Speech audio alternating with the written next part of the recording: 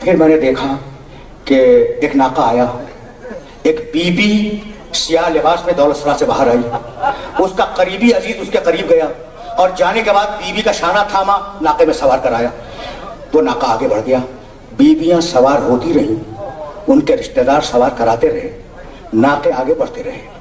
راوی کہتا ہے کہ ایک مرتبہ حسین کے گھر کا دروازہ دونوں پٹ کھل گیا اور 18 کنیزوں کے جھرمٹ میں ایک بیوی باہر آئی۔ حسین نے دیکھا، گھبرا کے کھڑے ہو گئے، آواز دی، بھائی عباس بہن کو سوار کراؤ۔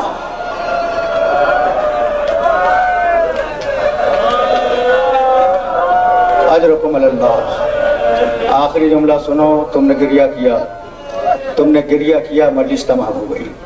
یہ راوی کی رپورٹنگ ہے نا، پر رپورٹنگ سنو۔ اب ہم دامن مغرب سے متصل ہو گئے، اب ہم گفتگو کو تمام کر رہے ہیں، لیکن یہ جملہ تم تک پہنچ جائے۔ کہتا ہے میں نے دیکھا کہ عباس دوڑے اس بیوی کی طرف۔ حسین نے کہا تھا نا، حسین گھبرا کے کرسی سے کھڑے ہوئے، کہنے لگے بھائی عباس بہن کو سوار کراؤ۔ عباس دوڑے، راوی کہتا ہے میں نے دیکھا عباس دوڑے، پھر کہا اکبر قاسم جاؤ پھوپھی کو سوار کراؤ۔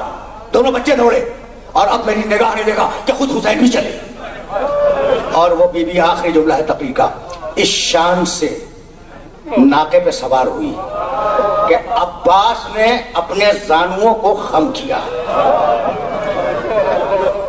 تاکہ بی بی پاؤں رکھ کے سوار ہو جائے۔ عباس نے اپنے زانوؤں کو خم کیا، اکبر نے پردہ محفل اٹھایا، قاسم نے نالین سنبھالی، حسین نے شہزادی کا بازو تھاما، سوار کرایا۔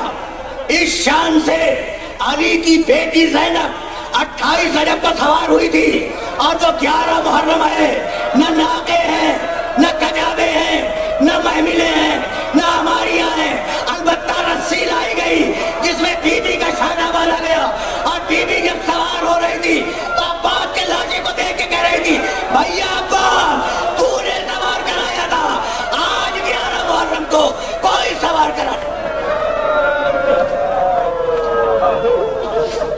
وَسَيَعْلَمُ الَّذِينَ ظَلَمُوا أَيَّ مُنْقَلَبٍ يَنْقَلِبُونَ رَبَّنَا تَقَبَّلْ مِنَّا إِنَّكَ أَنْتَ السَّمِيعُ الْعَلِيمُ۔